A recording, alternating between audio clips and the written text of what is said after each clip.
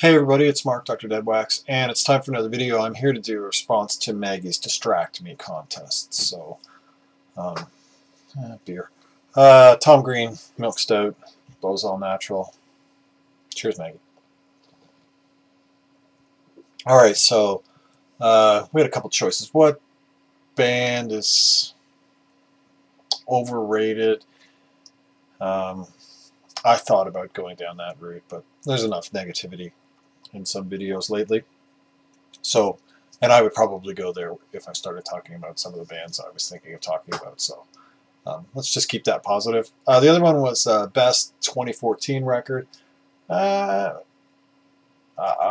stunted musically, as many people would say. I don't think I have anything from 2014. Besnard Lakes, I am going to meet up with the guys again in that band when they're in town in a couple weeks. I'm going to sound check and maybe at dinner with them. I don't know what the hell we're going to do. But they do have a new record called Till in Excess, Imperceptible UFO, I think is what it's called.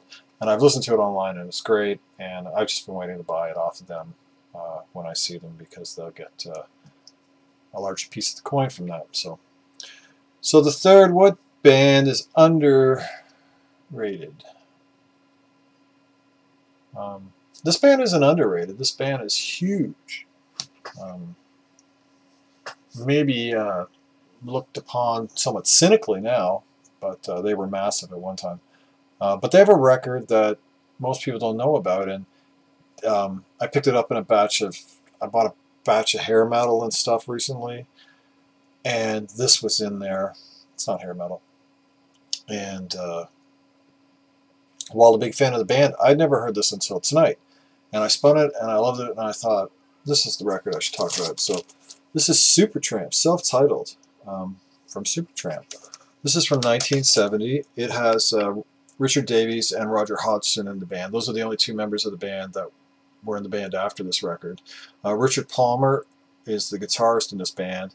He leaves the band after this record, as does Robert Miller, the drums. What's unique about this record is that Richard Palmer wrote all the lyrics, whereas for every subsequent Supertramp record, either Davies or Hodgson wrote the lyrics. So, but they wanted nothing to do with the lyrics on this. And this is a later Canadian pressing. This record was released in the UK and Canada in 1970, but not in the US until the height of their career in 1977. So, but this is a later, probably mid to late 70s pressing. You can tell because it has a price code. But it doesn't have a barcode. So, what I really enjoyed about this was it's a completely different sound than the Supertramp we're used to. There's no saxophone player, for one. It's acoustic at times and progressive at times and bluesy at times. So it's kind of like it's more of a blues rock, progressive rock, but it's not a symphonic progressive rock. It's slightly progressive, jazzy. It's very different than all of the other Supertramp that we know. And they put out another record after this called Indelibly Stamped, I think it's called. It's the one with all the tattoos on the person. And I think after that, everybody that was in that iteration of Supertramp left again, except for Davies and Hodgson, and then they subsequently put out Crime of the Century. And by the time they put out Crime of the Century, they never played anything from this record ever again. So I can highly recommend this. You can go on to YouTube and you can listen to some of this, and I think it's great. I'm really impressed with it.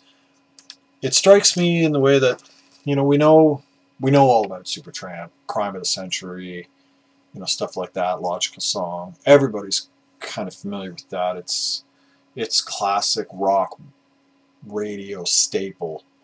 It plays in every elevator and restaurant you go to.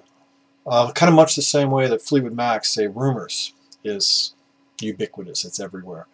But when you go back into early Fleetwood Mac catalog, Peter Green's Fleetwood Mac period, that's very different.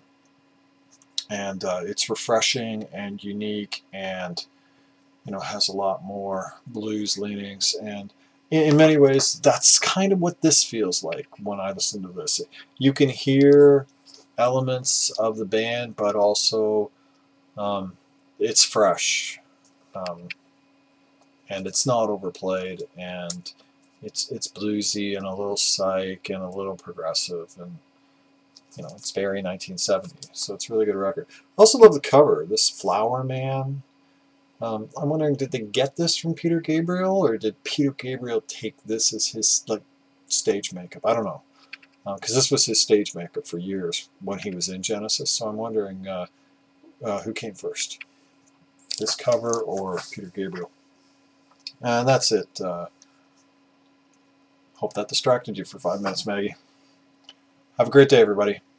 Keep the record spinning.